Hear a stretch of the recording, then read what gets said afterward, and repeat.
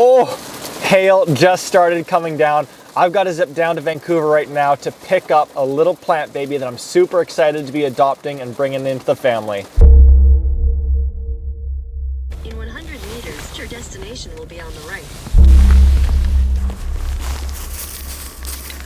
Oh yeah, check it out here. So this is a Cape Sundew, and what I'm going to show you today is 5 steps, including how to utilize this baby to get rid of fungus gnats this season. All right, I know, you've got fungus gnats in your seed starting station. I've got fungus gnats in my seed starting station, and pretty much every gardener that I know comes across them at some point in time. They're a bit of an inevitability, so see it more as a bit of like a rite of passage, or in other words, welcome to starting seeds indoors here. And so as we begin diving in, if you have any questions, go ahead and type those down in the comments, because I start every one of my days by having a cup of coffee and answering the questions down there. And rather than diving directly into what actions can we take, we actually want to take a bit of a step back when it comes to fungus gnats. And what we want to do is utilize a 5-step method or system to beginning to manage or getting rid of that pest, in this instance, fungus gnats. And what that is called is Integrated Pest Management. And the very first step that we want to go into is identification. So how do we know what it is that we're working with? And with fungus gnats, what we are looking for is a small black fly that's just going to be buzzing around, hovering above the plants and down towards the soil where it would be laying its eggs. And so these fungus gnats, they look essentially identical to fruit flies. So if you spot small black flies in your seed starting station, then that is a sign that we indeed are working with fungus gnats, which brings us to step number 2, which is evaluation. And so there's 3 ways that we're going to go about evaluating. The first one is just with the eyeball test. So take a bit of a look around and see, do you see any small black flies that are flying around? The second piece is take a look at your plants, and do you notice any damage? And what I'm going to tell you on this front is that fungus gnats are very likely to cause no damage whatsoever. So they're really more of a nuisance than causing any damage. And the third evaluation method is that I want you to take 2 pieces of yellow sticky tape, which you can purchase at a nursery, and place those on opposite ends of your seed starting station. And then each day over the coming 2 to 3 days, I want you to count up how many fungus gnats are on there in total. That way we can see how many new ones are arriving on there every day and get a bit of a feel for the size of the population. And the reason why I mentioned that it's a bit of an inevitability is because the environment that fungus gnats are looking for is one where there is moisture, where there is warmth, and where there is decaying organic matter.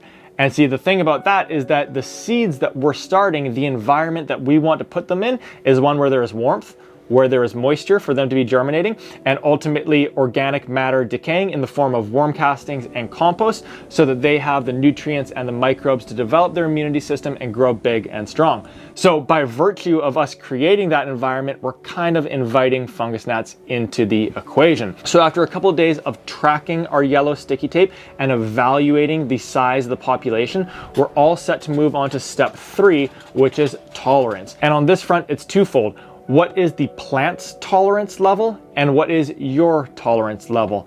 And as alluded to earlier on in the video, the good news about fungus gnats is that they don't cause any damage to our plants, except for in really rare cases. So the bigger question is, what is your tolerance level for fungus gnats? Are you okay with there being a couple floating around? Are you fine with them floating around all over the place? Do you want none whatsoever? The answer to this question is going to vary for each and every one of us. And as a result of that, step 4 could look a little bit different for each of us, because step 4 is action.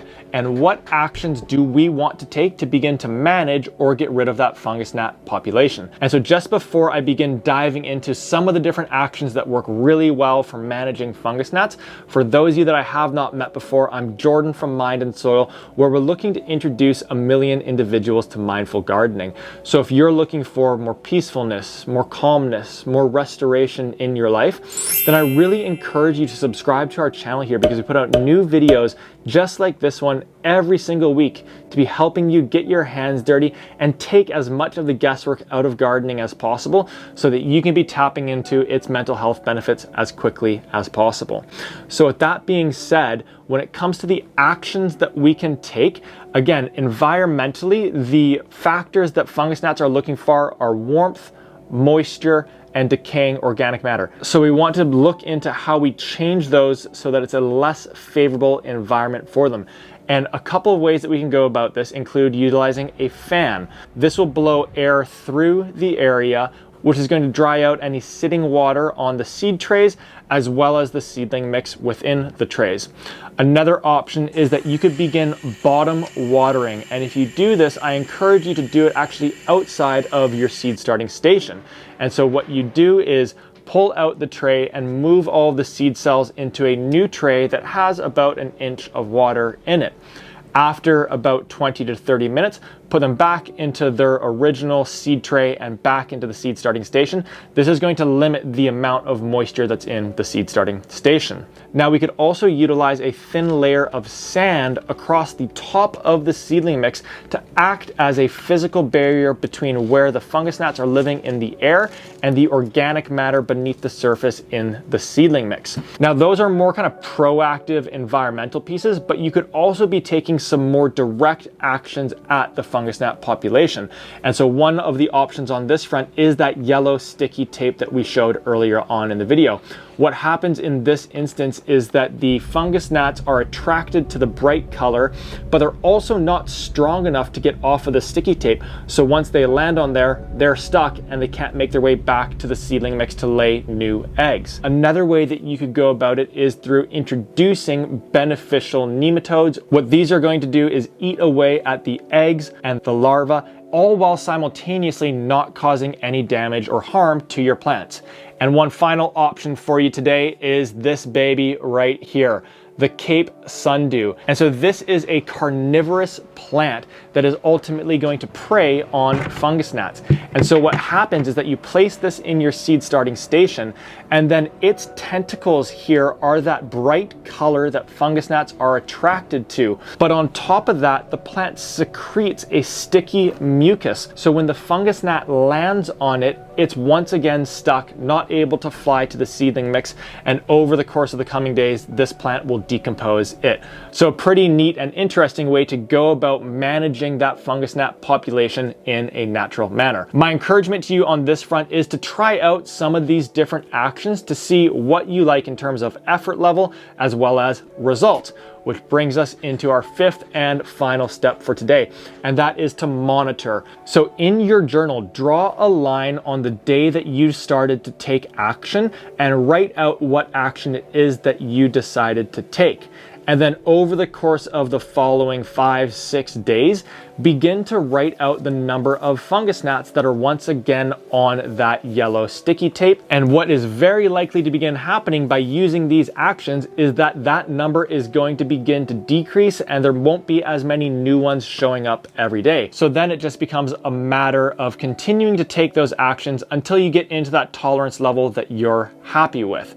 And so to wrap up this video, what are the things that I do and what's my tolerance level? Well, I'm totally okay with there being some flying around. I know that's an inevitability when it comes to starting seeds inside. And so over the last few years, the only thing that I have done is utilize yellow sticky tape. I find it to be really, really effective at drawing those adults in and keeping that population under control. With that being said, I'm really excited to begin playing around with the Cape Sundews here, and my hope over the coming months is to transition to only utilizing these, just for it to be a little bit of a more natural process. So folks, that's everything that I wanted to cover off on today. I know that these actions are going to work really, really well for you. If you do have any questions, please ask those down in the comments here. Otherwise, I can't wait to catch you on the next video. Go get those hands dirty, and I'll see you soon. All right, I'm with the man himself, Bon, who set me up with the Cape Sundews here. If you want to learn more about them, he's in the Vancouver Gardening Facebook group and super active in there.